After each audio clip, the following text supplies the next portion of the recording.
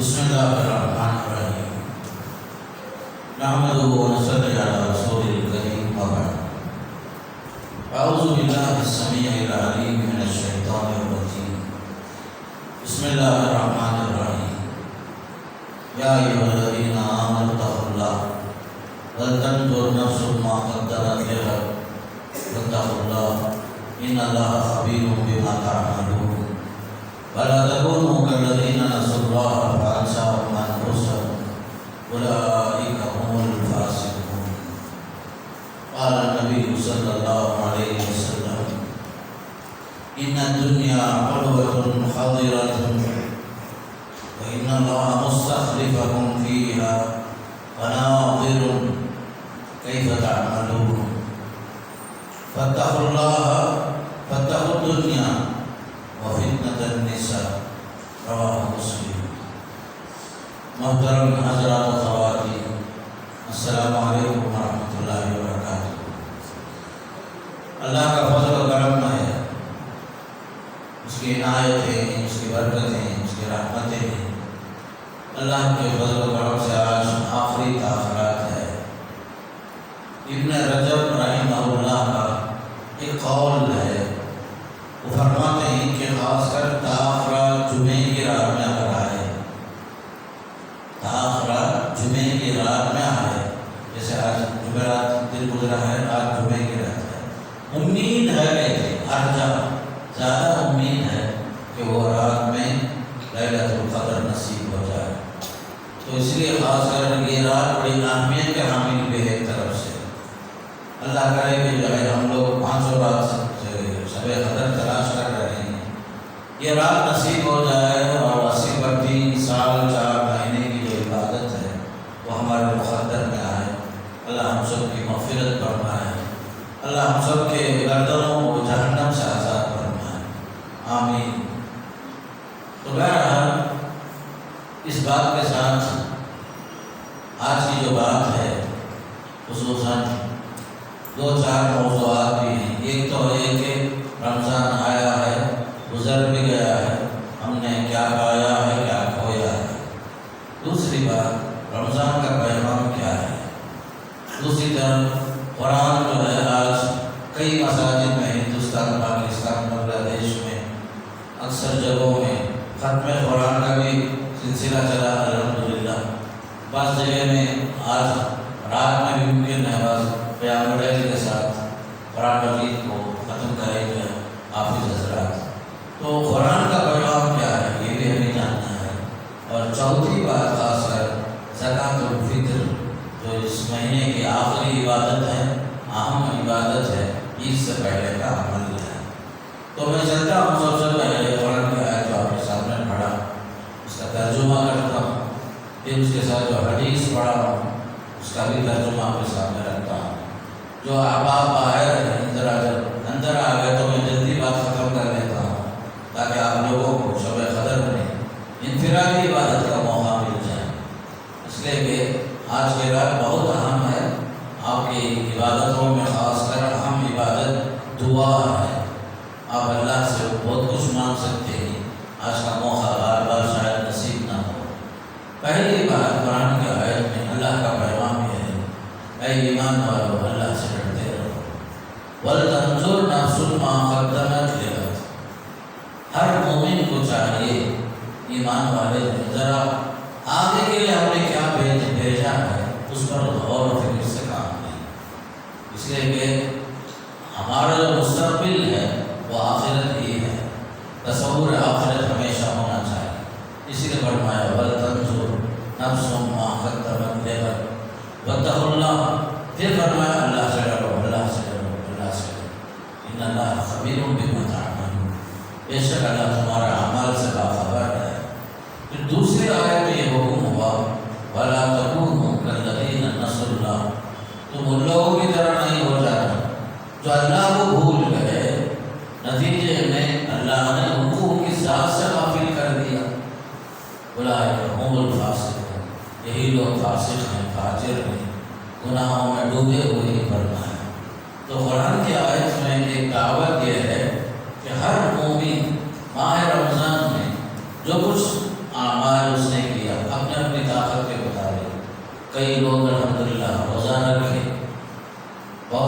چھوٹے چھوٹے معصوم بچے بھی روزہ رکھے، جو نابالغ بچے ہیں الحمدللہ ماں باپ نے بچوں کو مجبور کیا، کبھی جو ہے شوق دلایا، کبھی ڈرا کر کے بچوں کو روزے رکھے، ماں باپ کو اس میں اجر ہے، ثواب ہے۔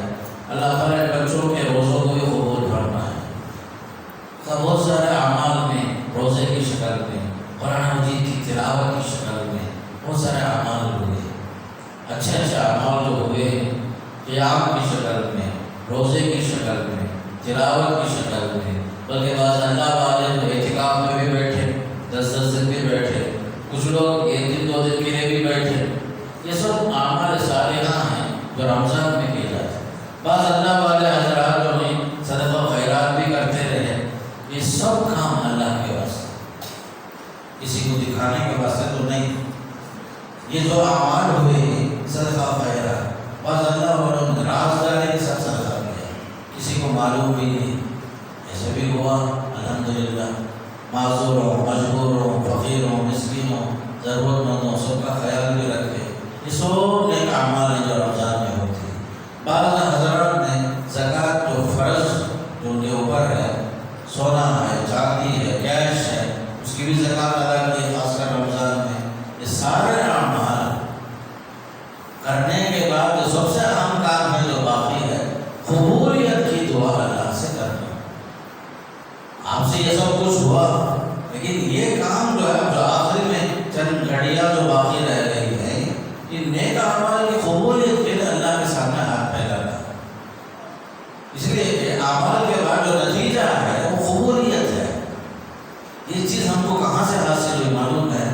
سورہ بقرہ کی آیت سے، وَإِذْ يَرْفَعُ إِبْرَاهِيمُ الْقَوَاعِدَ مِنَ الْبَيْتِ وَإِسْمَاعِيلُ، بابا ابراہیم علیہ السلام، اسماعیل علیہ السلام دونوں مل کر کعبۃ اللہ کی تعمیر میں لگ گئے۔ اللہ کا حکم ہوا، کام شروع کر دی، باپ اور بیٹے دونوں مل کر کام کرتے رہے، کعبے کی تعمیر پوری ہو گئی۔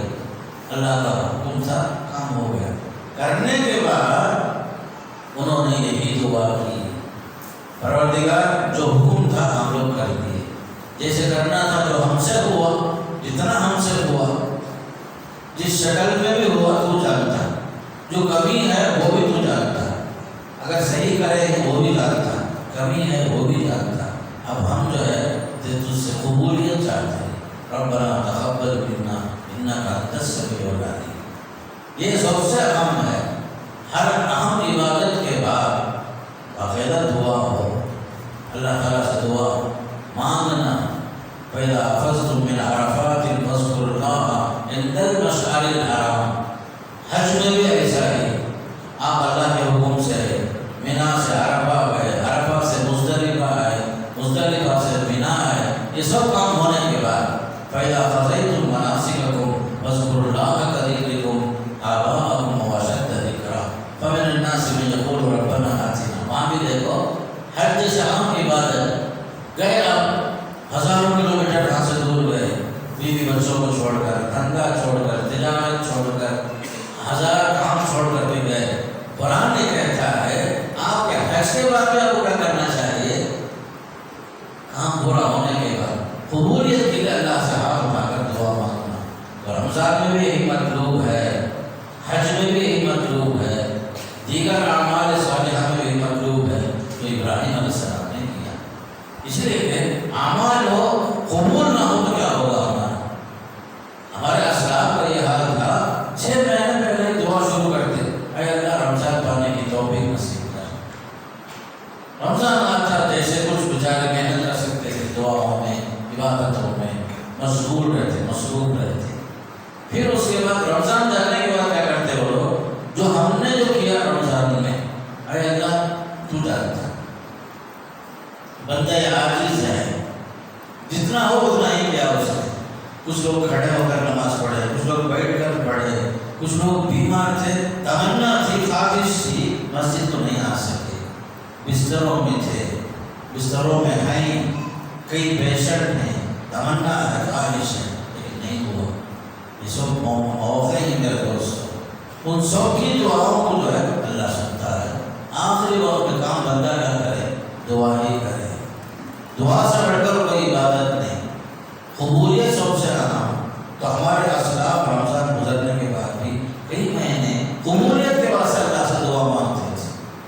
میں آپ کو اور ایک چیز بتاتا ہوں، قرآن کی ترتیب دیکھو، پہلی آیت آئی اے ایمان والو تم پر روزے فرض نہیں، روزے کے بعد احکامات دیے گئے، جو بیمار رہیں بعد میں قضا کرو، مسافر رہیں بعد میں قضا کرو، جن سے نہیں ہوا روزہ نہیں رکھ سکتے فدیہ دے دو۔ پھر اس کے بعد کی آیت میں رمضان کے اندر قرآن نازل ہوا اس کے بارے میں، پھر اس کے بعد جو ہے تیسری آیت جو آ رہی ہے وَإِذَا سَأَلَكَ عِبَادِي عَنِّي فَإِنِّي قَرِيبٌ، دعا، روزے رکھو، قرآن کی تلاوت کرو۔ تیسری ترتیب بتا رہی ہے اے اللہ کے بندو جو عمل کیے ہو قبولیت کے واسطے ہاتھ پھیلاؤ۔ ہم لوگ بعض مرتبے دیکھو افسوس کی بات، فرض نماز ہونے کے ساتھ بھاگنے کے چکر میں ہے، سلام پھیرے ایسا بھاگتے کوئی پیچھو کاٹ دیا پتہ نہیں کیا ہوا، فوراً اٹھ کے بھاگتے، حالانکہ کوئی ضروری کام نہیں رہتا، دعا بھی نہیں کرتے ہم لوگ بیٹھ کر۔ حالانکہ حدیث میں آتا ہے جن اوقات میں دعا کی قبولیت ہوتی ہے فرض نماز کے بعد بھی ہے، اذان اور اقامت کے بیچ میں بھی ہے، اذان کے بعد کے وقت میں جو وقفہ ملتا ہے اس میں بھی دعا قبول ہوتی ہے، رات کے تہجد کے اوقات میں دعا قبول ہوتی ہے، افطاری کے وقت میں دعا قبول ہوتی ہے۔ ہم لوگ ایسے جلد بازی میں بھاگتے ہیں، ایسے مواقع ہاتھ سے مس ہو جاتے ہیں، ایسا نہیں ہونا۔ تو رمضان کے اندر آپ کو ایک اہم پیغام یہ ہے قبولیت کے واسطے دعا کرو، قبولیت کے واسطے اللہ سے تنہائی میں بیٹھ جاؤ۔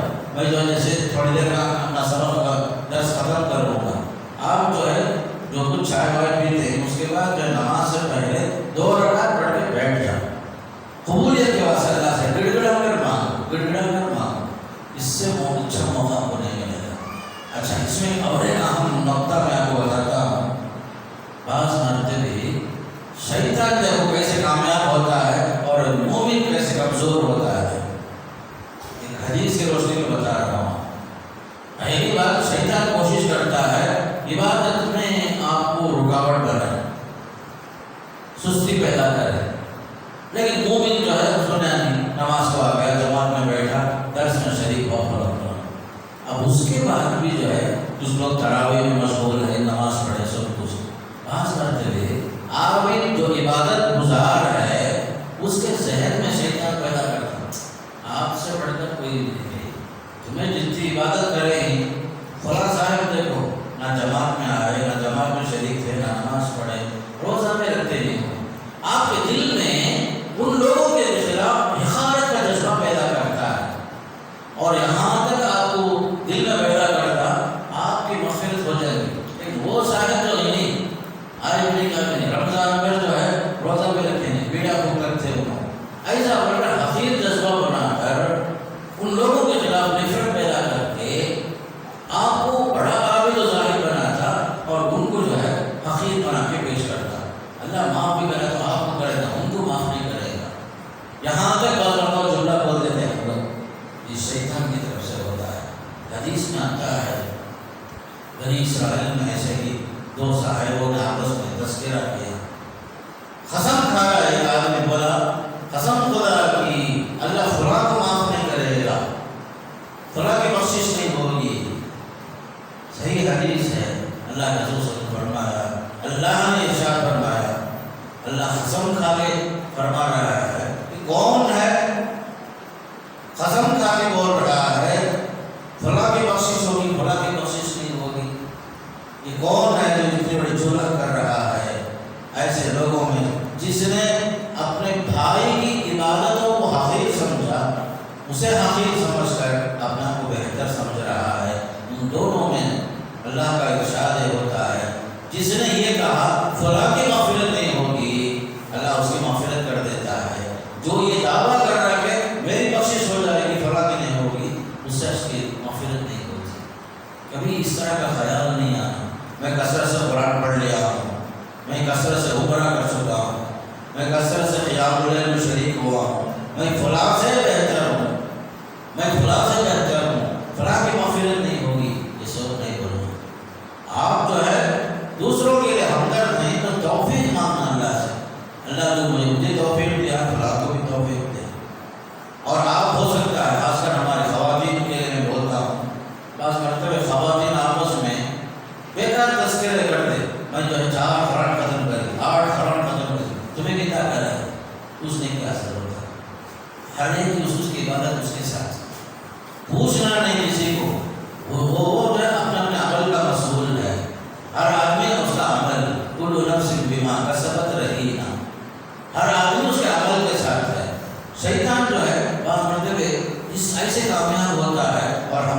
برباد کر دیتا ہے، اعمال ضائع ہو جاتے ہیں۔ حدیث میں آتا ہے ایک آدمی کے گنہگار ہونے کے لیے اتنا کافی ہے کہ آپ کسی کو حقیر سمجھو، اس کی عبادتوں کو حقیر سمجھو، یا اپنے کو بہتر سمجھ کر دوسرے کو جو معمولی سمجھو، ایسا نہیں ہونا۔ یہ سب جو ہے شیطانی ہتھکنڈے ہی میرے دوست۔ اس لیے میں کہہ رہا ہوں کہ جو ہوا جیسے ہوا اللہ سے قبولیت کی دعا مانگو اور اپنے آخرت کی اصلاح کی کوشش کرو، آخرت میں کامیابی کے لیے کوشش کرو۔ سب سے بڑی کامیابی کون سی معلوم ہے؟ اللہ ارشاد فرما رہا ہے فمن زحزح عن النار وادخل الجنة فقد فاز۔ جسے یہ کہہ دیا گیا جہنم سے تجھے ہٹا دیا گیا ہے، جنت میں داخلے کی جو ہے باقاعدہ پوری کارروائی ہو چکی ہے، جنت میں داخلہ تجھے مل گیا ہے، یہ کہہ دیا گیا سمجھو فقد فاز، وہی آدمی کامیاب ہو گیا۔ کامیابی ہے حقیقت میں یہی ہے، کامیابی جو ہے اللہ ہم سب کو جہنم سے آزاد کر دے، جنت میں داخلے کے لیے پروانہ مل جائے، سیدھے ہاتھ میں نام اعمال مل جائے، اتنا کافی ہے۔ شیخ سعدی رحمۃ اللہ علیہ بڑے اللہ والے انسان، بڑے بزرگ، ان کی مشہور کتابیں ہیں ہمارے پاس، گلستان بوستان وغیرہ کے نام سے۔ اس میں ایک حکایت نقل کرتے ہیں، ایک آدمی دیکھو اللہ سے کس اللہ سے مانگ رہا ہے، اے اللہ میں تجھ سے جنت بھی پوچھتا نہیں، جنت کی نعمتیں میں نہیں پوچھ رہا ہوں، میں صرف ایک درخواست تیرے پاس لے کر آیا، میرے اعمال میں دو طرح کے، ایک اچھے بھی برے بھی، برے اعمال میں خالی لکیر کھینچتا ہے، اس کا انداز ہے مانگنے کا۔ شیخ سعدی فرماتے ہیں بعض لوگ جو ہے اللہ سے ایسا مانگتے ہیں مجھے جنت وہ نعمتیں فلاں فلاں، یہ نہیں مانگتا ہوں، میرے اعمال سیئہ میں برے اعمال میں خالی لکیر کھینچتا ہے، کیا مطلب اس کا؟ وہ ایسا بٹا دیا گیا، کامیابی کا ایک طریقہ ایسا بھی ہوتا ہے۔ تو بندہ مومن جو ہے صرف اللہ کی رحمت پانے کے لیے مختلف ہیلے بہانے کرتا ہے، اور اللہ تعالیٰ بھی جو ہے بعض اعمال ایسے ہوتے ہیں بظاہر دیکھنے میں چھوٹے ہوتے ہیں، نجات کے لیے ذریعہ بن جاتے ہیں۔ کوئی کتے کو پانی پلا کے جنت میں چلے جاتا ہے، بعض عورتیں عابدہ زاہدہ ہونے کے باوجود ایک مسکین بلی کو باندھ کے رکھنے کی وجہ سے وہ عورت جہنمی ہو جاتی ہے۔ ایک آدمی جاتے جاتے درخت کی ایک ٹہنی جو راستے میں پڑی ہوئی ہے اسے ہٹا دیتا ہے، لوگوں کو راہ پہنچاتا ہے، اللہ تعالیٰ اللہ اس کا عمل پسند آتا ہے، جنت کی خوشخبری مل جاتی ہے۔ ایسے لوگوں کو ہیلے چاہیے، بہانے چاہیے، اللہ کے پاس جو ہے اعمال جو ہے بس اخلاص کے ساتھ جو عمل ہوتا ہے وہ قبول ہوتا ہے۔ اس لیے موازنہ مت کرو، میرا عمل ایسا، فلاں کا عمل ایسا، فلاں بہتر، نعوذ باللہ من ذالک، یہ سب چیزیں یاد رکھنے کی ہیں۔ قرآن کی جو آیت پڑھی گئی اس میں حکم یہ ہوا ہر آدمی سوچ لے میں نے کیا کیا، کل کے لیے میں کیا تیاری کیا ہوں، آخر میں کام آنے والے اعمال کون سے ہیں۔ ہر عمل کو اخلاص کے ساتھ، ہر عمل کو للہیت کے ساتھ کرنے کی ضرورت ہے، ورنہ جو ہے وہ دن جو ہم لوگ جب اللہ کے سامنے ہوں گے ہمارا عمل نامہ کچھ بھی نہیں رہا، اللہ کے لیے اس کا کوئی عمل ہم لوگ نہیں کرے تو پریشان ہو جائے گی، سب کو سبحان سناتے ہیں۔ وہاں وہی چیز کام آئے گی جو اللہ کی رضامندی کے لیے کی گئی ہے، جو صرف اللہ کو خوش کرنے کے لیے کی گئی ہے، وہی چیز کام آئے گی۔ اس لیے کوئی بھی عمل ایسا کر لو جو قیامت میں اللہ کو بتا سکیں، جس سے اللہ خوش ہو جائے، اللہ راضی ہو جائے۔ کثرت عمل سے زیادہ حسن عمل مطلوب ہے۔ کثرت عمل پر کبھی انسان کو دھوکہ ہو جاتا ہے، لیکن شریعت کیا چاہتی ہے؟ قلت عمل ہو لیکن اس کے ساتھ ساتھ حسن عمل ہو، عمل کم ہے لیکن اچھا عمل ہے، لیبلوکم ایکم احسن عملا۔ اللہ چاہتا ہے ہم سے کیا؟ عمل میں اچھا کون ہے، اخلاص میں کون اچھا ہے، للہ کے ساتھ کون سا عمل آدمی کر رہا ہے، اللہ یہ دیکھنا چاہتا ہے۔ میں آپ کو ایک بات بتاتا ہوں، بعض مرتبہ لوگ جو ہیں حسن نیت کی وجہ سے عمل کے بغیر میں اجر خود پا لیتے ہیں، حسن نیت، اچھی نیت کی وجہ سے عمل نہیں کیا، اس کے باوجود اجر ثواب میں برابر شریک ہوتا ہے لوگوں کے ساتھ۔ جیسے غزوہ تبوک میں پیارے نبی صلی اللہ علیہ وسلم کے تبوک کو گئے، گرمی کا زمانہ، فخر و فخر بھی ایک طرف، اسلحہ موجود نہیں، تیاریاں پوری نہیں ہو سکی، بہت شریک ہونا چاہ رہے تھے، ان کے پاس ہتھیار بھی نہیں، سواری بھی نہیں، دور کا سفر، گرمی کا زمانہ، اللہ کے رسول صلی اللہ علیہ وسلم معذرت کر دیے، نہیں بھائی گنجائش نہیں ہے، آپ لوگ یہیں رہو، لے کر نہیں جا سکتا آپ لوگ۔ تبوک پہنچ کر بولے اللہ کے نبی صلی اللہ علیہ وسلم صحابہ سے، آپ لوگ جتنی دور چل کر آئے ہیں، سواری پہ آئے ہیں، جتنی مشقتیں اٹھائے ہیں، وہ لوگ جو مدینے میں ہیں نہیں آ سکے، اس کے باوجود قدم قدم میں تمہارے ساتھ نیکی میں برابر ہیں، اس نے آپ نیت کی وجہ سے صلی اللہ علیہ وسلم نے یہاں تک فرمایا۔ اب دیکھیے حدیث صحیح ہے، ایک آدمی جو ہے مستقل کچھ معمولات ہیں اس کی، پیر کو روزے رکھتا ہے، جمعرات کو روزے رکھتا ہے، قیام اللیل کا معمول ہے اس کا، سال بھر قیام اللیل پڑھتا ہے، لیکن بیماری کی وجہ سے نہ اٹھ سکا، نہ بیٹھ سکا، نہ نماز پڑھ سکا، کوئی کام کر سکا۔ حدیث میں آتا ہے ایک آدمی عذر کی وجہ سے پرانے جو معمولات تھے اس معمولات پر عمل نہیں کر سکا، اس کے باوجود وہ نیکیاں جو پہلے کر رہا تھا برابر سے لکھا جاتا ہے، آپ نے باقاعدہ وہ عمل کیا، آپ کی نیت کی وجہ سے، آپ کے فلاں عمل کی وجہ سے، چونکہ حدثهم العذر، عذر نے روک دیا ہے، مسافر ہیں آپ، سفر میں گنجائش نہیں ہے، بیماریاں ہیں، بیماری کی وجہ سے وہ عمل نہیں کر سکے، لیکن معمولات جو تھے اللہ کو وہ عمل ایسا پسند آتا ہے، باقاعدہ آپ کے اکاؤنٹ میں لکھا جاتا ہے۔ اس لیے جب تک اللہ صحت دے، تندرستی دے، صحت کے ساتھ آپ کو اللہ تعالیٰ موقع دے رہا ہے، کوشش کرو، عمل کرتے جاؤ، عمل کرتے جاؤ۔ ان دنوں میں جب آدمی بیمار ہو جائے، معذور ہو جائے، مجبور ہو جائے، اس کے باوجود وہ عمل نہیں کر سکا، اکاؤنٹ میں برابر لکھا جاتا ہے۔ کوئی بھی نیکی ضائع نہیں ہوتی بھائی، جو عمل ہمارا جو برابر چلتا ہے، مجبوری میں اس طرح ہو جائے، شریعت کہتی ہے برابر لکھو اس کے واسطے۔ اللہ تعالیٰ رحیم اور کریم ہے، غفار بھی ہے، عیبوں پر پردہ ڈالنے والا ہے، جب دینے پر آتا ہے اللہ تعالیٰ بے حد و حساب دیتا ہے۔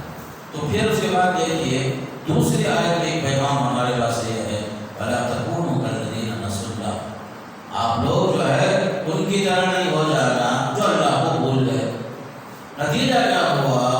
اللہ نے انہیں بلا دیا، فَأَنسَاهُمْ أَنفُسَهُمْ، خدا فراموشی کا نتیجہ کیا ہوا؟ خود فراموشی۔ خدا فراموشی کی وجہ سے بندہ جو ہے خود فراموشی کا شکار ہو گیا، اپنے مقصد سے، مقصد حیات سے غافل ہو گیا۔ کیوں جی رہا ہے، کیوں زندہ ہے نہیں معلوم، لوگ جیتے ہیں میں بھی جی رہا ہوں، حیوانات کھاتے پیتے ہیں میں بھی کھا رہا ہوں، لیکن اشرف المخلوقات ہونے کے باوجود وہ جو ہے مقصد تخلیق سے غافل ہو جاتا ہے۔ جب اللہ کو بھول گیا تو بندے کو اللہ تعالیٰ اس کے مقصد حیات سے خود سے غافل کر دیتا ہے۔ فَأَنسَاهُمْ أَنفُسَهُمْ، سب سے بڑی سزا خدا فراموشی کی، خود فراموشی۔ آدمی غفلت کا شکار ہو جاتا، غفلت کے شکار کی وجہ سے دیکھو دنیا ہی سب کو سمجھ لیتا، دنیا ہی سب کو سمجھ لیتا، میرا یہاں سب سے اچھا گھر ہونا، گھر میں ساری سہولت ہونا، کوئی بھی راحت کی چیز سے میرا گھر خالی نہیں ہونا، گھر میں سوئمنگ پول بھی ہونا، 1 سے 4 گاڑیاں بھی ہونا، آرام دہ سے آرام چیز بھی ہونا، دنیا گزارے دن جو ہے ذرا برابر تکلیف نہیں ہونا، میں ایسے بھی گزار لیا ہوں، میرے بچوں کو کبھی تکلیف ہونا نہیں۔ عام طور پر ہمارا ذہن ایسا ہی ہوتا ہے، یہ کیا ہے، ہم لوگ یہ سوچتے ہیں کہ دنیا ہی سب کچھ ہے، نہیں، آخر سے ہم غافل ہو گئے، نتیجے میں ہم نے دنیا ہی سب کچھ ہم سمجھ لیا۔ حالانکہ یہ دنیا کیا ہے، ایک مسافر خانہ ہے، بس مسافر خانے سے بڑھ کر نہیں اس کی حیثیت۔ آپ سے پہلے کتنے لکھپتی کروڑ پتی آئے، کتنے بڑے بڑے علماء آئے، دانشور آئے، سب کو سب آنند فانند ختم ہو گئے۔ دوسروں کی موت دیکھ کر ہمیں اپنی موت یاد نہیں آتی، ہم لوگ کیا ہے دنیا میں ایسے مگن ہو جاتے ہیں، آخرت سے غافل ہو جاتے ہیں۔ وجہ کیا؟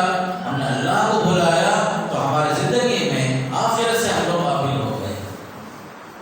سورہ اعلیٰ میں بار بار ہم لوگ پڑھتے سنتے ہیں، بل تؤثرون الحیات الدنیا، تمہاری حالت یہ ہے تم دنیا ہی کو ترجیح دے رہے ہو، ہر لحاظ سے میری دنیا اچھی ہونا، اچھی ہونا، مول صاحب دعا کرو، ہر لحاظ کا ہے دنیا سنور جانا۔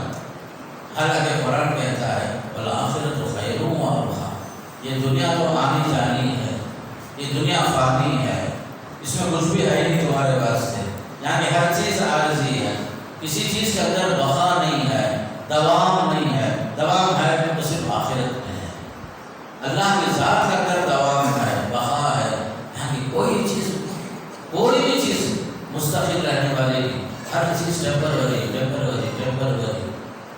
ہماری زندگی میں دیکھ لو، ہماری صحت کیا ہمیشہ باقی رہتی نہیں؟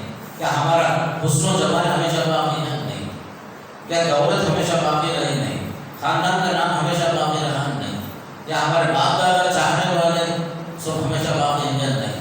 کتنوں کو ہم نے اپنے ہاتھوں سے دفنایا ہے، لیکن اس کے باوجود ہم یہ سمجھتے رہے ان کا ٹائم ہو گیا، ہمارا ٹائم اور باقی ہے، سمجھتے رہے۔ کتنا انسان غافل ہے، غفلت کی زندگی ہماری گزر رہی ہے، آخرت کے تصور سے غافل ہو گئی ہے۔ اسی لیے قرآن کہتا ہے ایسا مت گزارو زندگی، تم اگر اللہ کو بھول جاؤ گے، آخرت کو بھول جاؤ گے، اپنے انجام کو بھول جاؤ گے، نتیجے میں کیا ہوگا؟ ساری چیزیں آپ دنیا ہی کو سمجھ کر آنن فانن ختم ہو جاؤ گے۔ کیا قارون کے پاس دولت کا خزانہ نہیں تھا؟ کیا فرعون اور شداد اور حامان کے پاس حکومتیں نہیں تھی؟ کیا وہ ہمیشہ باقی رہے؟ ختم ہو گئے، سب کا سب ختم ہو گئے۔ قرآن کہتا ہے تلک الدار الآخرۃ نجعلها للذین لا یریدون علوا فی الارض ولا فسادا، وہ آخرت کا جو ٹھکانہ ہے نجعلها للذین، ان کے واسطے ہم نے رکھا ہے وہ زمین میں بلند مرتبہ نہیں چاہتے، زمین میں فساد نہیں چاہتے، وہ ٹھکانہ ہم ان کے واسطے رکھے ہیں۔ یہ دنیا جو ہے آخرت کے لیے کھیتی ہے، بس ہر ایک کی حیثیت کسان کی ہے۔ من کان یرید حرث الدنیا نؤتہ منہا، دنیا ایک کھیتی ہے، جو چاہتا ہے دنیا کی کھیتی باڑی ہم اسے کچھ دیتے ہیں۔ ومن کان یرید حرث الآخرہ نزد لہ فی حرثہ، جو آخرت کے لیے کھیتی یہاں کر رہا ہے ہم اس کی کھیتی باڑی میں، اس کے جو ہے اناج میں، اس کے جو ہے فصل میں ہم اضافہ ہی اضافہ کرتے جاتے ہیں۔ یہ دنیا جو ہے تمام کے ساتھ نہیں ہے، یہ دنیا عارضی ہے، بس ہماری زندگی عارضی، ہر چیز عارضی، بقا اور دوام صرف اللہ کے لیے آخرت کے واسطے ہے، یہ چیز ہمیں یاد رکھنا ہے بس۔ اسی لیے قرآن کہتا ہے تم اپنی زندگی ایسے مت گزارو، تم نے اگر خدا کو بھلا دیا نتیجے میں کیا ہوگا؟ خود فراموشی کا شکار ہو جاؤ گے، اپنے حیثیت کو بھول جاؤ گے۔ تمہاری حیثیت کیا ہے؟ اتنی جائے اور پھر سے خلیفہ، اللہ نے آپ کو اپنا نائب بنایا، خلیفہ بنایا، اشرف المخلوقات بنایا، اپنے ہاتھ سے تمہاری تخلیق کیا، خلقتک بیدی، بابا آدم کو اللہ اپنے ہاتھ سے بنایا، ونفخت فیہ من روحی، اللہ نے اپنے روح اس میں پھونکا، فرشتوں کو سجدہ کرنے کا حکم دیا۔ یہ بابا آدم کی کیا عزت ہوئی، کیا احترام ہوا، وہ علم کی وجہ سے کہاں سے کہاں تک پہنچا دیا، فرشتے سجدہ کرنے لگے، کتنا اونچا مقام، اللہ اپنے ہاتھ سے بنایا، سویتہ ونفخت فیہ من روحی، باقاعدہ جو ہے پوری تخلیق جو ہوئی حضرت انسان کی بڑی تعظیم کے ساتھ ہوئی، بڑی تقریب کے ساتھ ہوئی۔ کیوں؟ یہ دنیا میں اللہ کا نائب بن کر آیا ہے، خلیفہ بن کر آیا ہے، اشرف المخلوقات بنایا۔ ہر مخلوق کو دیکھو، کچھ بھی کھانا ہے سر جھکا کے کھاتے ہیں، لیکن آپ کا سر اللہ بلند رکھا، آپ نیچے سے اٹھا کر منہ ملا کر کھاتے ہیں، ہاتھ سے کھاتے ہیں۔ جانوروں کو دیکھو، شیر کو دیکھو، ہاتھی کو دیکھ لو، سارے مخلوقات کو دیکھ لو، سر جھکتا ہے ان کا۔ اللہ نے آپ کو ہر چیز اچھی سے اچھی دی، اچھی چیز آپ کھاتے ہیں، جو چیز آپ نہیں کھا سکے وہ جانور کھاتا ہے۔ انار کے دانے آپ کھائے، چھلکا جانور کو پھینکے، موز آپ کھائے، چھلکا جانور کو پھینکے، گنے کا جوس آپ پیے، اس کا جو باقی جو مانگا ہے آپ نے جانور کو پھینک دیا۔ ہر چیز میں دیکھ لو، جتنے فروٹس ہیں، کھانے کے پینے کی ہر چیز، عمدہ سے عمدہ چیز اللہ آپ کو دیا۔ کیوں؟ آپ اس کے نائب ہیں زمین میں، آپ کی اپنی حیثیت ہے انسانوں میں۔ اللہ تعالیٰ نے نبی بنایا، رسول بنایا، اونچا مقام دیا، بلکہ علم کے ساتھ عقل دیا، اللہ تعالیٰ قوت تمیز دیا، بولنے کی صلاحیت دیا۔ الرحمن علم القرآن خلق الانسان علمہ البیان، علمہ البیان، کتنی بڑی آپ کی حیثیت معلوم ہے۔ قوت گویائی آپ کو دیا بھائی۔ سورہ رحمان نعمتوں پر مشتمل قوت گویا ہے، ضرورت پڑے آپ فوراً بولے، کھانے کی چیز، پینے کی چیز جو مانگتے ہیں بولنے کی صلاحیت آپ کو ہے، جانوروں کو نہیں ہے۔ تکلیف ہوئی فوراً آپ بولے، علاج کے لیے آپ بھاگے، کھانے کی ضرورت پڑی آپ نے کہا لوگ لا کے پہنچا دیا، بولنے کی صلاحیت، قرآن پڑھنے کی صلاحیت، سب کچھ اللہ کو دیا۔ اسی لیے قرآن کے میں اتنا مقام معلوم ہے حضرت انسان وَلَقَدْ كَرَّمْنَا بَنِي آدم، ہم نے بنو آدم کو بڑی عزت دی ہم نے، وَفَضَّلْنَاهُمْ عَلَىٰ كَثِيرٍ مِّمَّنْ خَلَقْنَا تَفْضِيلًا۔ یہ سب ہونے کے باوجود ہم اللہ کا شکر بجا نہیں لاتے، اللہ کو بھول جاتے، آخرت کو بھول جاتے، دنیا میں سب کچھ سمجھ لیتے ہیں۔ یہ دنیا جو ہے عبرت کی جگہ ہے، یہ دنیا جو عبرت کی جگہ ہے، یہ ہمیشہ دل لگانے کی جگہ نہیں ہے۔ یہ ہمیں اپنے آخرت کو یاد رکھنا ہے۔ رمضان میں ہمیں روزے کی حالت میں جو کیفیت پیدا ہوئی تقوی کی کیفیت، اسے ہمیشہ باقی رکھنا ہے، سال بھر باقی رکھنا ہے۔ اور رمضان میں ہم نے نمازوں کی جو پابندی کی ہے یہ صرف رمضان کے واسطے نہیں، پورے سال بھر آپ کو نماز کی پابندی کرنی ہے، جماعت کے ساتھ پڑھنا ہے، گھر میں پڑھنا نہیں ہے، وقت کے ساتھ ادا کرنا ہے، جماعت کے ساتھ ادا کرنا ہے، صدقہ اور خیرات سال بھر کرنا ہے آپ کو۔ وقتی چیز کچھ بھی نہیں ہے، یہ سب کیوں؟ اللہ کو یاد رکھنے کا ذریعہ ہے، یہ آخر سنوارنے کا ذریعہ ہے۔ ایک ایک نیکی جو آپ کریں گے اللہ کے واسطے، ساری چیزیں نوٹڈ، ہر چیز محفوظ ہے۔ پہلے لوگ جو سمجھتے تھے ہماری 60 سال کی زندگی، 70 سال کی زندگی نامہ عمل نامہ کتابوں کی شکل میں، وہ کیسے ہوگا، کون لوگ اٹھا لے کر آئیں گے، آگے نہیں سوچتے تھے لوگ۔ اب وہ زیادہ سوچنے کی ضرورت بھی نہیں، علم اور ٹیکنالوجی کی ترقیاں آج کے زمانے میں آپ کے سامنے واضح ہے۔ صرف معمولی چپ کے اندر ہزاروں معلومات آپ کے پاس آ جاتے ہیں، کے بی سے جو ایم بی سے جی بی، بڑی سے بڑی معمولی ایک ناخون کے برابر چھوٹے سے چپس کے اندر سب چیزیں آ جاتی ہیں۔ اب قرآن کہتا ہے وَكُلَّ إِنسَانٍ أَلْزَمْنَاهُ طَائِرَهُ فِي عُنُقِهِ وَنُخْرِجُ لَهُ يَوْمَ الْقِيَامَةِ كِتَابًا يَلْقَاهُ مَنشُورًا۔ اقرأ کتابک، ہم بولیں گے ہر انسان کے ساتھ اس کے نام اعمال انسان میں چپکا ہوا ہے۔ ایک چپ کے ذریعے سے آدمی کہاں جاتا ہے کہاں کا سب معلوم ہو جاتا ہے۔ ایک آدمی کو پہچاننا ہو سیل فون کے ذریعے سے لوگ پہچان لیتے کب جو ہے کہاں بات کیا کہاں کیا کیا، لیکن اللہ تعالیٰ جس نے سب کچھ بنایا پیدا کیا، نظام اس نے بنا دیا پہلے سے، آپ اللہ کی پکڑ سے باہر نہیں ہیں، ہر چیز نوٹڈ ہے، یاد رکھ لو۔ بلکہ انسان جو ہے اپنے نام اعمال دے کر حیران پریشان ہوگا، قیامت کے دن معلوم ہے، بولے گا یہ کیسی کتاب ہے، یہ مال حاضر کتاب لا یغادر صغیرۃ ولا کبیرۃ الا احصاها، یہ کیسے نام اعمال ہے، ساری چیزیں نوٹڈ ہیں، منٹ کے ساتھ، سیکنڈ کے ساتھ۔ آج کے زمانے میں کیمرے لگے ہوئے ہیں، ساری چیزیں نوٹڈ ہیں۔ یہ چیز اگر 1400 سال پہلے ہی فرما دیا قرآن نے، قیامت کے دن آپ پریشان ہو کر بولیں گے یہ کیسے نام اعمال ہے، ساری چیزیں نوٹڈ ہیں، اچھی چیز بھی ہے، بری چیز بھی ہے، کوئی بھی چیز چھوٹی نہیں ہے۔ دنیا دیکھے نہ دیکھے اللہ دیکھ رہا ہے، یہ تصور پیدا کرنا اسی کا نام تقویٰ ہے۔ دنیا دیکھے نہ دیکھے اللہ دیکھ رہا ہے، اللہ کا ڈر پیدا کر لو، زندگی میں بندگی کا تصور صحیح آئے گا۔ آپ کی صحیح چیز جو ہے خاص کر ہماری پوری زندگی میں ایمان کے ساتھ ہمارے سارے کی توفیق ہوگی،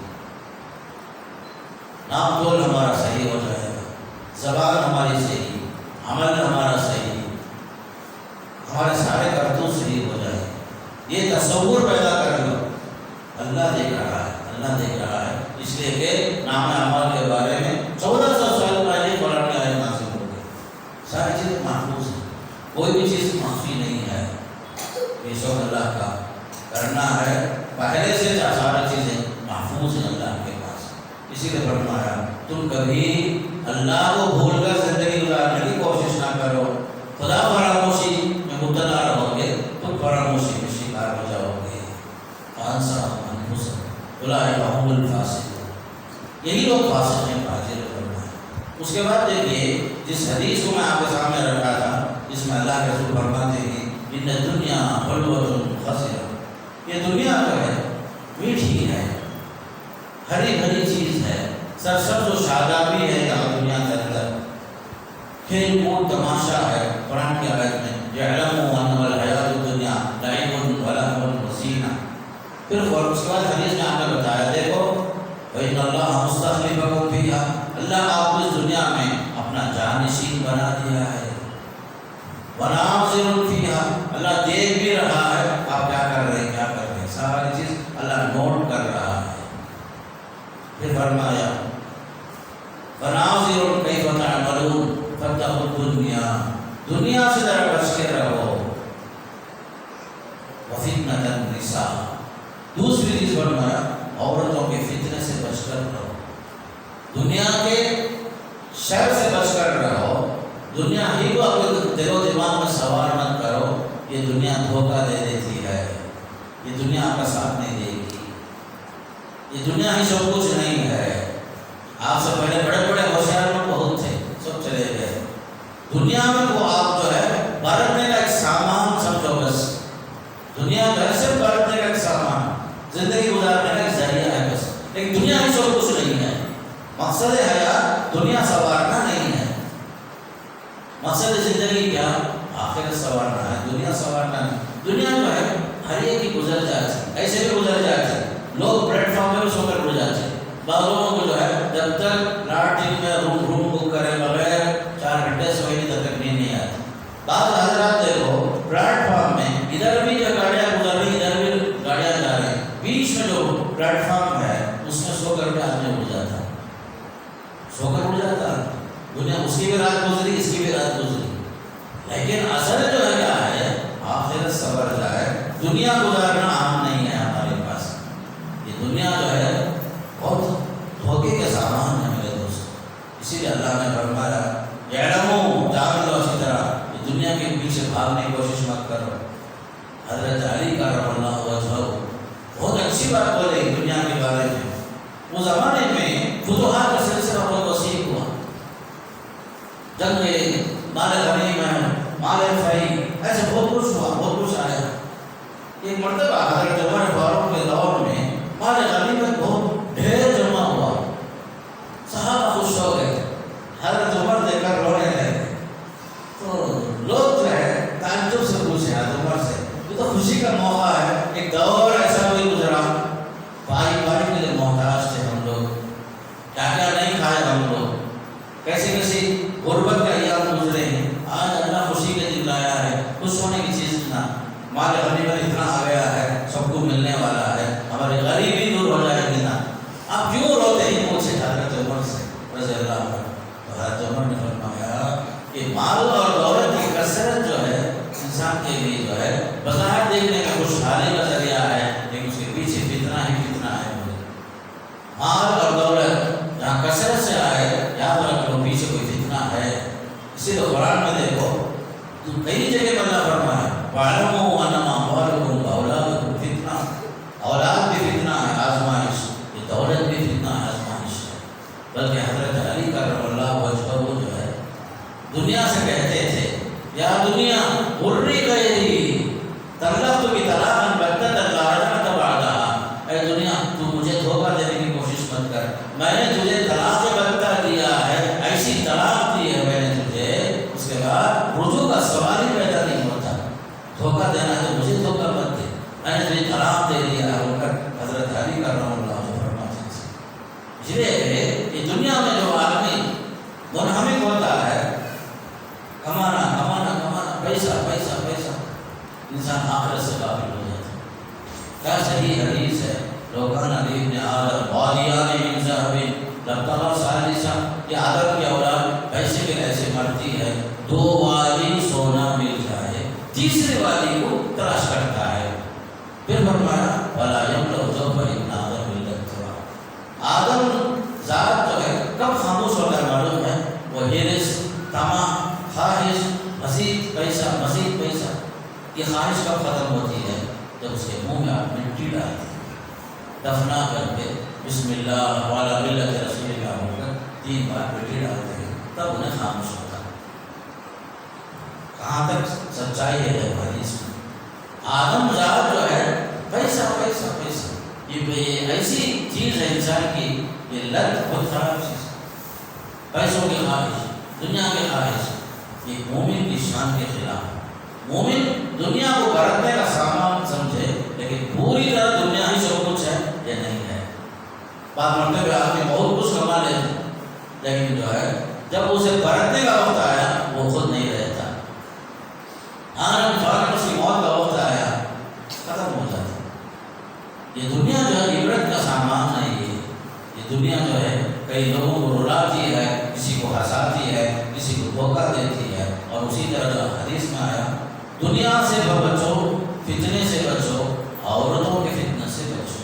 کتنے لوگوں کی زندگیاں برباد ہوئی ہیں عورتوں کے پیچھے، عشق کے نام سے، محبت کے نام سے، یا ان کی خواہشات پورے کرنے کے نام سے۔ میں کھل کر بول رہا ہوں، بعض مرتبہ مرد حضرات جو ہے غلط راستے پر جاتے ہیں، اس میں اس کا ہاتھ ایک عورت کا بھی ہاتھ ہے۔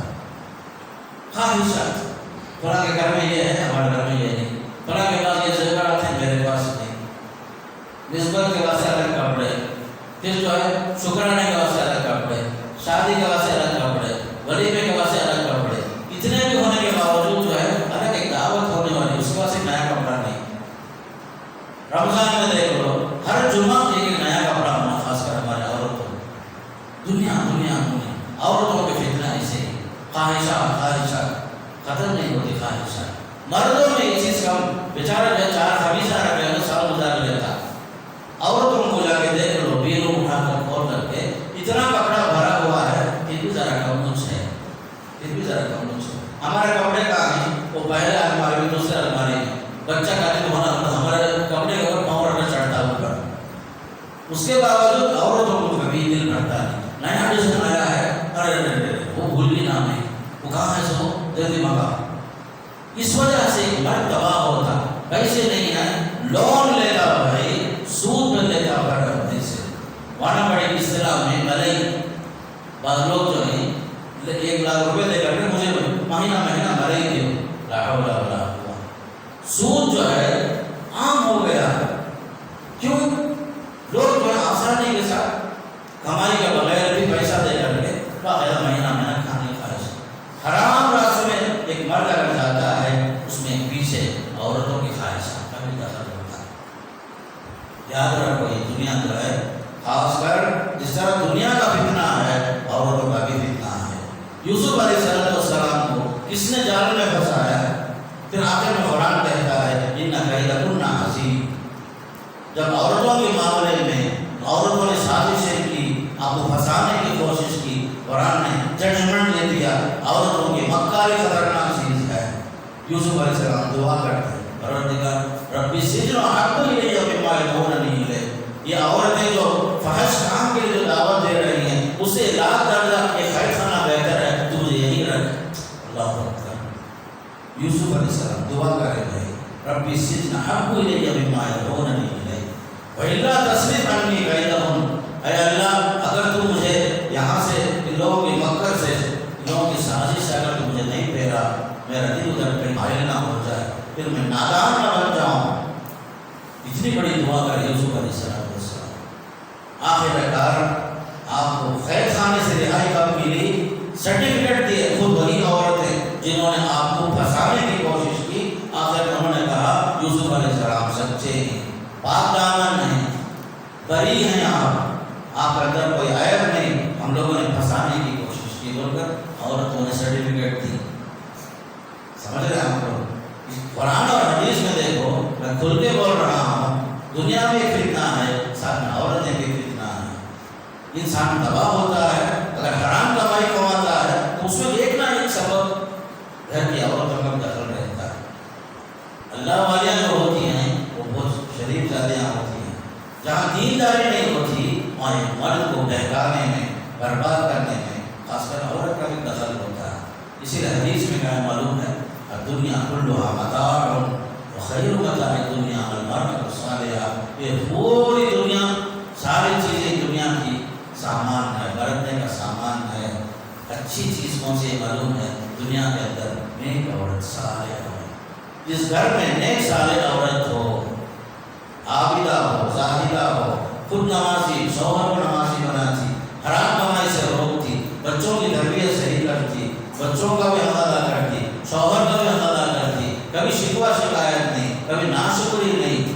پنج وقت نمازوں کی پابندی. بہت ساری عورتیں ایسی ہیں ماشاءاللہ وہ گھر جنت نما ہوتا ہے.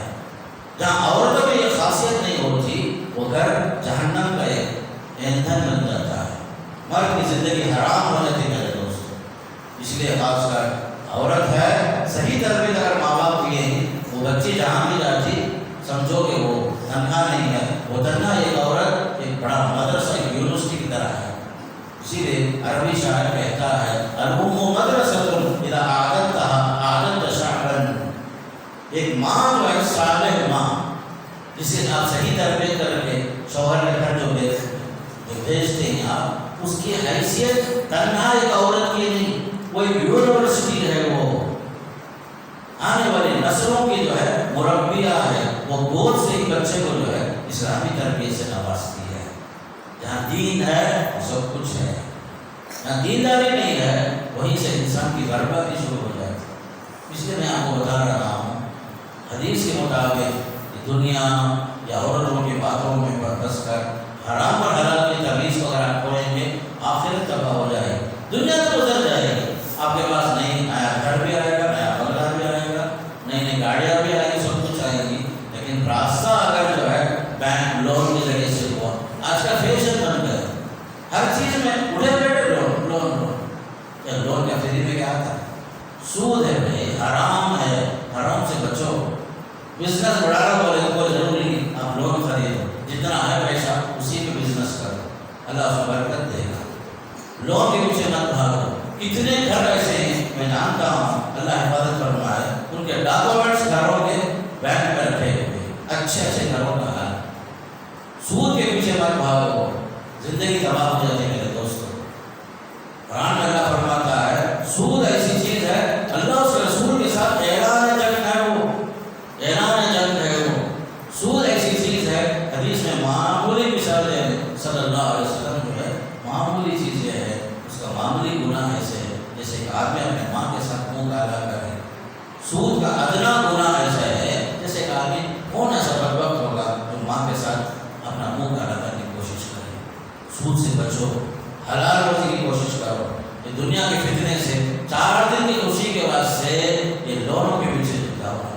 گاڑی ہونا گھر ہونا کھلا ہونا سب ٹھیک ہے اللہ دے گا وقت پر. اللہ سے مانگو اللہ ہر مصیبت دور کرے گا. کہ خاص کر لون کے لیے سفارش کرنے والا بھی ملعون ہے.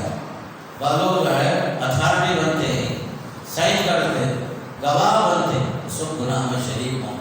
اللہ جس حال میں رکھے الحمدللہ الحمدللہ. حرام کے پیچھے مت بھاگ.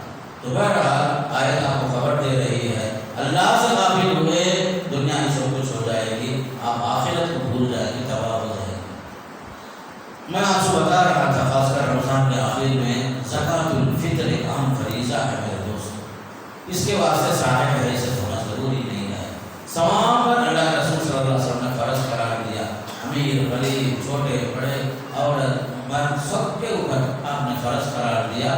زکوٰۃ الفطر اس زمانے کے حساب سے 1 سا کھجور 1 سا گیہوں 1 سا جو اس زمانے کے حساب سے باقی آپ نے فرض کیا. پھر صحابہ کہتے تھے ہم لوگ جو ہے پنیر بھی دیتے تھے منافع بھی جو ہے زکوٰۃ الفطر میں دیتے تھے. جو جو چیز ہم لوگ کھاتے تھے وہ دیتے تھے. تو 1 سا کا مطلب 2.5 کلو ہوتا ہے مکہ مدینہ کے سا کے حساب سے. عراق کوفہ بصرہ کے حساب سے 1 سا تقریباً 3.5 کلو ہوتا ہے. تو آپ عید کی نماز سے پہلے دیں گے. کیوں دیں گے؟ آپ کے گناہوں سے بچنے کا ذریعہ ہے.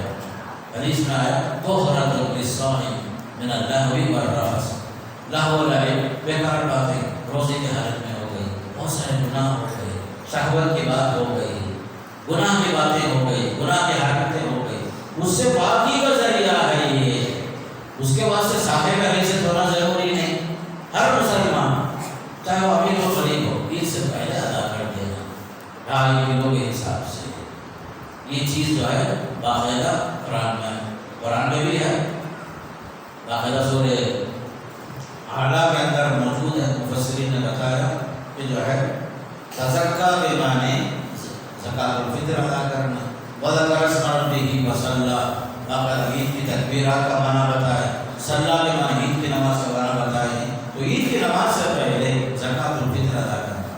کے اندر باقاعدہ 2 رائے ہیں، آپ کیا دیں گے، اناج دیں گے، قیمت دیں گے. تو عہد نبوت میں وہ زمانے میں بزنس کا دار و مدار جو ہے غلے کا جو تبادلہ غلے سے ہوتا تھا.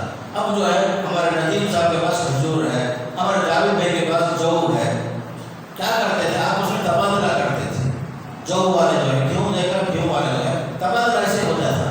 درہم و دینار تھے لیکن رواج میں کم تھا درہم و دینار، لیکن تبادلہ جو ہے اشیاء کا ہوتا تھا. کھجور دے کر پنیر لینا، پنیر دے کر منافع لینا، منافع دے کر کیوں لینا، یہ رواج چلتا تھا. لیکن درہم و دینار ہونے کے باوجود اس کا تبادلہ کم تھا. بعد میں صحابہ کرام میں ہی وہیں سے خیال شروع ہوا.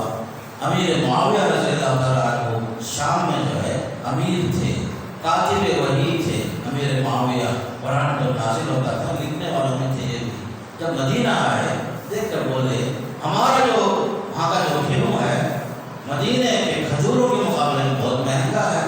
تمہارا 1 سا کھجور ہمارا جو ہے آدھا سا جو ہے 2.25 کلو گھیو کے برابر ہے، یہ کافی ہے. صحابہ تسلیم کر لی. باقاعدہ جو ہے آدھا سا ادھر گھیو دیتے تھے، اگر کسی کے پاس کھجور ہے تو 1 سا دیتے تھے. پھر اس کے بعد حضرت عمر، ابن مسعود، عبداللہ بن عباس، حسن بصری رحمہ اللہ، خلیفہ خامس عمر بن عبدالعزیز رحمہ اللہ، امام بخاری رحمۃ اللہ علیہ، پھر امام ابو حنیفہ رحمۃ اللہ علیہ. ایسے اور بھی بہت سارے لوگ. مصنف ابن ابی شیبہ میں صحابہ کی بڑی جماعت تھی. مصنف میں ہے کہ صحابہ درہم بھی دیتے تھے زکوٰۃ الفطر میں. تو ہم صرف اتنا کہتے ہیں اناج دینا افضل ہے. اگر آپ مسکین کی ضرورت کے حساب سے، جیسے ہمارے شیخ ابن عثیمین رحمۃ اللہ علیہ لکھے ہیں، شیخ الاسلام ابن تیمیہ رحمۃ اللہ علیہ کا فتویٰ ہے کہ مسکین کی ضرورت دیکھو، اگر وہ قیمت چاہتا ہے تو قیمت دے دو، اگر وہ غلہ چاہتا ہے تو غلہ دے دو. بات صاف ہے. اس لیے کوئی اختلاف نہیں ہے اس میں. آپ اپنی جگہ میں اناج دینا چاہتے ہیں افضل ہے دے دو.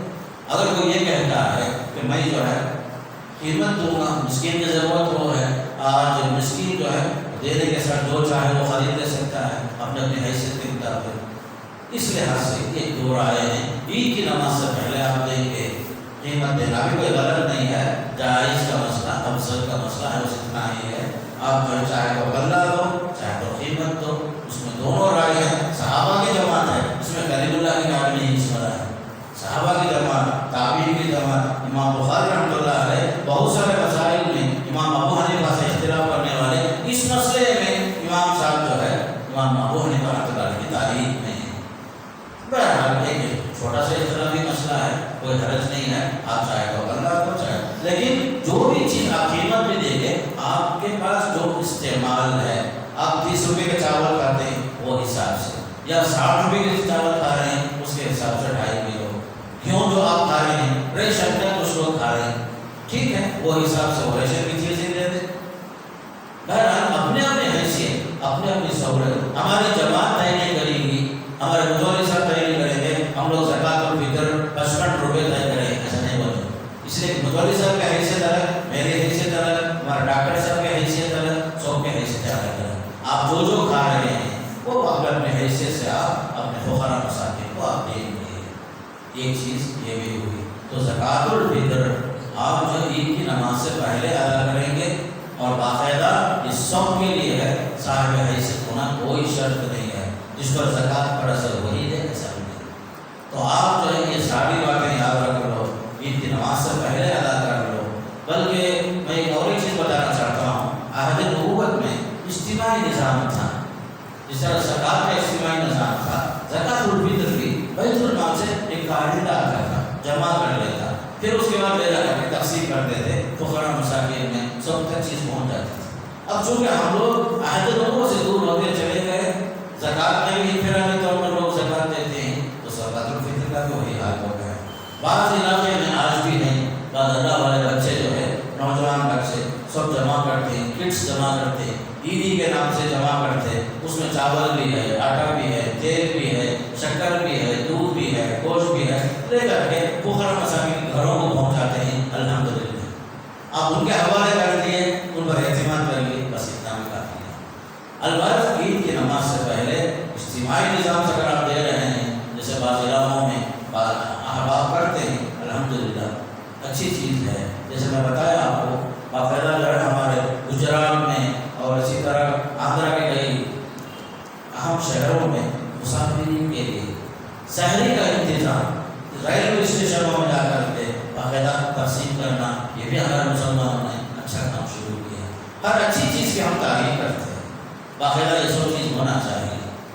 یہ سب چیز جو ہے اسلام کی خوبی ہے، یہ اسلام ہر اچھے کام کی تعریف کرتا ہے، ہر اچھی چیز کو قبول کرتا ہے، اور اس میں کوئی چیز غلط بول نہیں سکتے آپ۔ بہرحال ہر ایک کو کام کرنے کا موقع ہے، نیک اور اخلاص نیت کے ساتھ جو بھی آپ کام کریں گے سب سے اہم چیز۔ اور آخری چیز میں آپ کو یہ بھی بتا دیتا ہوں کہ سعودی عرب وغیرہ میں ممکن ہے کل عید، بعض اور ممالک میں جو انہوں نے ڈکلیئر کر دیا ہے کہ ہمارے پاس چاند نظر نہیں آیا، تو سعودی عرب سے اور آگے ہیں کئی ممالک وہاں چاند نظر نہیں آیا۔ ہم لوگ جو ہے کل چاند دیکھیں گے، دیکھنے کے بعد باقاعدہ ہمارے گورنمنٹ کے حساب سے ایک قاضی مقرر ہے، اگرچہ کہ ہم لوگ ڈیموکریسی میں ہیں، جمہوریت میں ہیں، لیکن اس کے باوجود ہر اسٹیٹ میں اسلامی قانون کے لیے وہ ایک اعلان کے لیے قاضی مقرر ہے۔ قاضی کے پاس لوگ خبر دیں گے، چاند کا اعلان ہوگا، اس کے ساتھ ہم چلیں گے۔ سعودی میں عید ہو گئی، چلو ہم عید کریں گے۔ انڈونیشیا میں چاند نظر نہیں آیا، ہم لوگ ہفتے کریں گے، ویسا سب نہیں۔ ہر معاملہ جو ہے آپ ہر ڈسٹرکٹ میں قاضی ہے گورنمنٹ کی طرف سے۔ آپ تربتور کے لیے ہمارے مولوی عبدالرحمن صاحب ہمارے دوست ہیں، ماشاءاللہ وہ یہاں کے قاضی ہیں، ویلور کے قاضی ہے، باقاعدہ جو ہے سسٹم ہے ہمارے پاس۔ بعض لوگ اس میں بھی پریشان ہیں کہ قاضی کا دلیل، قاضی کو آپ یہ سمجھو اہم چیز عہد نبوت میں اللہ کے رسول کا اعلان ہوتا، اس کے بعد خلیفہ جو ہوتے تھے وہ لوگ اعلان کرتے تھے، پھر اسی طرح سسٹم چلتے چلتے جمہوریت کے اندر اسلامی حکومت تو نہیں ہے، اس کے باوجود یہ خوبی ہے کہ ہمارا باقاعدہ ایک اسلامی اعتبار سے ڈکلیریشن کے لیے قاضی مقرر ہے، آپ قاضی کے ساتھ چلیں۔ ایسا نہیں کہ ہم جو ہے وہ ہم اس کا عمل کیا ہے وہ ہم کو ضرورت ہے۔ چاند کے معاملے میں ہم لوگ جو ہیں خامخواہ سے پریشانی مبتلا نہیں ہونا۔ مسلم قوم دیکھو، بعض لوگ کیلنڈر بنا دیے، سال بھر کا کیلنڈر، چاند دیکھنے سوال ہی نہیں، اس کے مطابق عید مناتے۔ بعض حضرات ہیں کہیں بھی چاند نظر آئے اور عید منا لیں، بعض لوگ ہیں سعودی کو فالو کرنے والے، بعض حضرات جو ہم جیسے لوگ اپنے اپنے ملک میں ہم لوگ چاند دیکھتے ہیں، پھر باقاعدہ قاضی کا اعلان ہوتا ہے، ہم لوگ آگے چلتے ہیں۔ تو بہرحال یہ جتنے فتنے نئے نئے فتنے جو شروع ہوئے ہیں، ان تمام فتنوں سے بچیے، اور جو کچھ ہمارا سسٹم ہے جو پہلے سے وہی سسٹم ہمارا صحیح ہے، اور قرآن اور حدیث میں ہر ملک والا اپنے اپنے رویت کا تابع ہے۔ باقاعدہ ہر ملک اپنے اپنے رویت کے حساب سے روزہ بھی رکھتے ہیں، باقاعدہ عید بھی مناتے ہیں۔ بدقسمتی سے ہمارے پاس بعض شہر ایسے بھی ہیں، کئی لوگ روزے میں رہیں گے، بعض لوگ عید نہیں منائیں، حالانکہ حدیث کے خلاف ہے۔ حدیث میں کیا ہوتا ہے، عید اس دن ہے جس دن سارے لوگ مل کر عید منائیں گے، روزہ اس دن ہے جس دن سارے لوگ مل کر روزہ رکھیں گے۔ اجتماعیت مقصود ہے، 10 آدمی مل کر 50 آدمی مل کر عید منانا، اس کا نام عید بھی نہیں، روزہ بھی نہیں۔